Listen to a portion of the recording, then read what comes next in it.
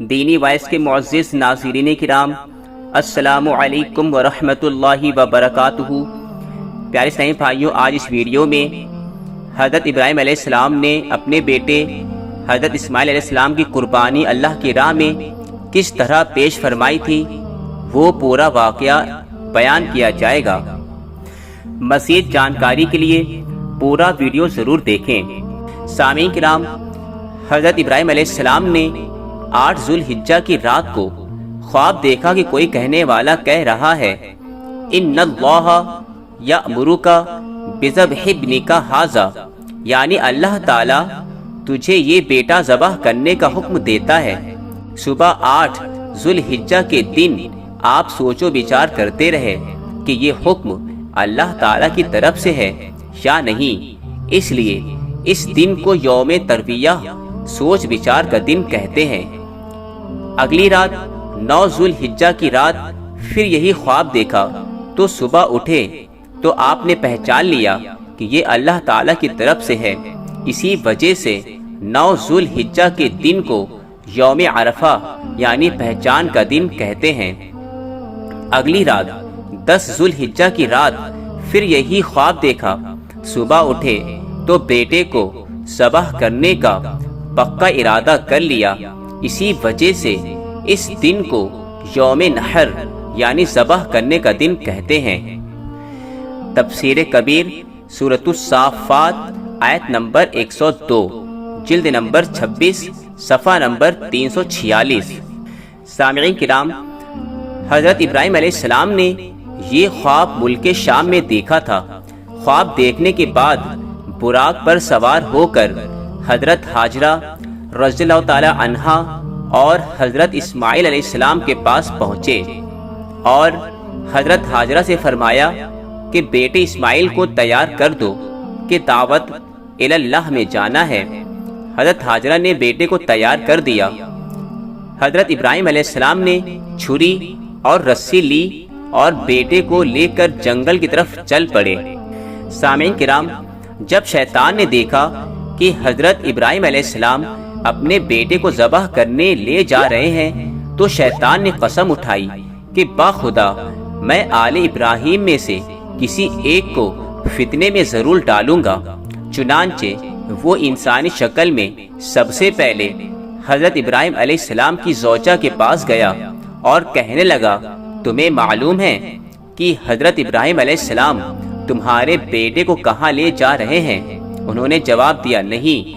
شیطان کہنے لگا، وہ اسے ذبح کرنے کے لیے لے جا رہے ہیں۔ حضرت ہاجرہ نے فرمایا، بھلا وہ اسے کیوں ذبح کریں گے؟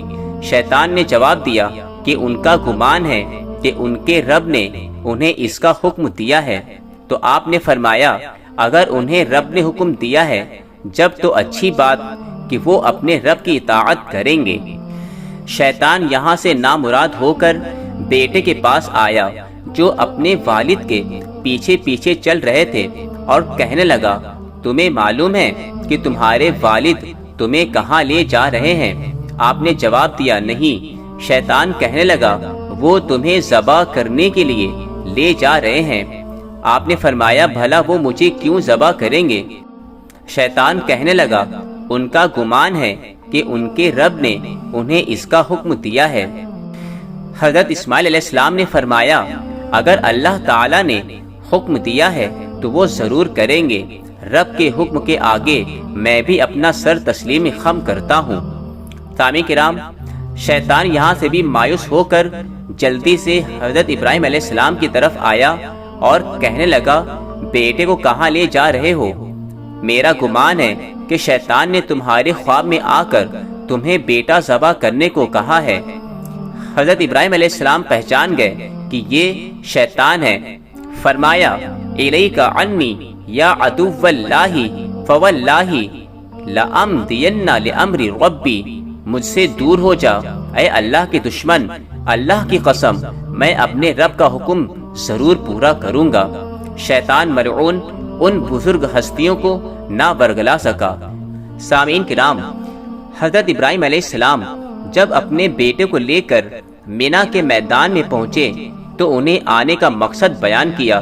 قرآن مجید میں ہے قال یا بنی انی اری فی المنام انی اذبحک، ترجمہ کنز الایمان، کہا اے میرے بیٹے میں نے خواب دیکھا میں تجھے ذبح کرتا ہوں، اور آگے فرمایا فانظر ماذا تری، ترجمہ کنز الایمان، اب تو دیکھ تیری کیا رائے ہے۔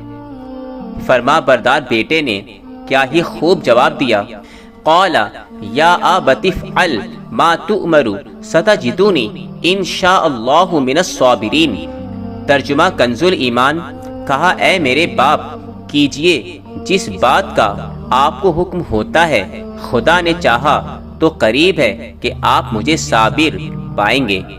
سامعین کرام، تفسیر کبیر میں ہے کہ حضرت اسماعیل علیہ السلام نے اس وقت اپنے والد ماجد حضرت ابراہیم علیہ السلام سے چند گزارشات کی۔ عرض کیا اے میرے والد محترم، مجھے پہلے رسی میں اچھی طرح باندھ لیجئے تاکہ میں مضطرب نہ ہو جاؤں، تڑپنے نہ لگوں اور اس سے کہیں میرا اجر کم نہ ہو جائے۔ نمبر 2، اپنے کپڑوں کو مجھ سے بچائیں کہ ان پر میرے خون کے چھینٹے نہ پڑیں، کہ جب میری والدہ خون آلودہ کپڑوں کو دیکھیں گی تو وہ غم زدہ ہوں گی۔ نمبر 3، چھری کو خوب تیز کر لیجئے اور سرعت سے میری گلے پر پھیر دیجئے تاکہ اس کی برداشت مجھ پر آسان ہو جائے، کیونکہ موت شدید اور سخت ہے۔ نمبر 4، میری امی کو میرا سلام پہنچا دیجئے گا۔ نمبر 5، اگر آپ مناسب خیال فرمائیں تو میری قمیض امی کو دے دیجئے گا، ہو سکتا ہے کہ یہ چیز ان پر میرا معاملہ آسان کر دے، انہیں اس سے تسکین ملے۔ سامعین کرام، حضرت ابراہیم علیہ السلام نے فرمایا بیٹے اللہ کا حکم پورا کرنے میں تو میرا بہترین مددگار ہے۔ پھر حضرت ابراہیم علیہ السلام نے بیٹے کو گلے لگا لیا، بوسہ دیا، بیٹے کو باندھا اور دونوں بے اختیار رونے لگے۔ پھر حضرت اسماعیل علیہ السلام کے گلے پر چھری رکھ دی۔ آپ علیہ السلام نے عرض کیا والد محترم میرا چہرہ نیچے کو کر دیجئے، گدی سے ذبح کیجئے، کیونکہ آپ کی نظر میرے چہرے پر پڑے گی تو آپ کو مجھ پر رحم آئے گا اور یہ بات آپ کے اور اللہ کے حکم کے درمیان حائل ہوگی۔ لہٰذا حضرت ابراہیم علیہ السلام نے ایسا ہی کیا، پھر چھری ان کے گردن پر رکھ دی۔ تفسیر کبیر سورہ صافات آیت نمبر 102۔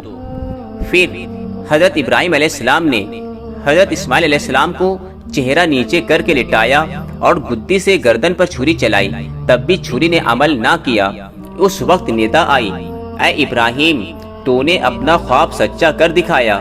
جب حضرت ابراہیم علیہ السلام نے دیکھا تو بیٹا تو ذبح نہ ہوا تھا، اس کی جگہ پر مینڈھا موجود تھا۔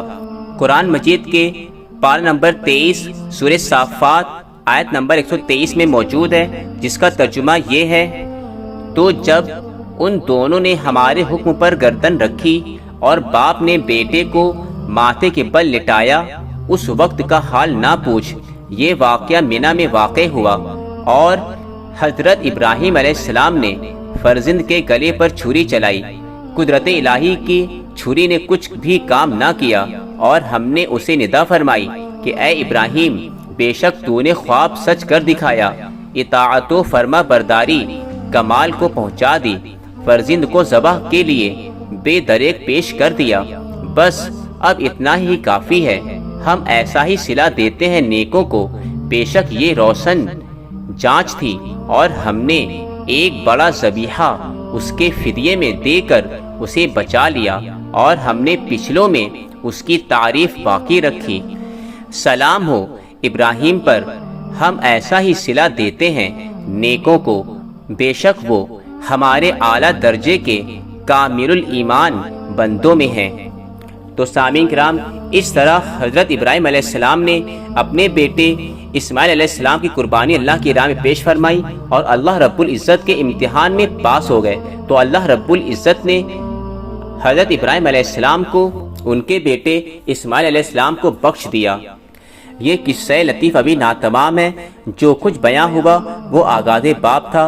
السلام علیکم ورحمۃ اللہ وبرکاتہ۔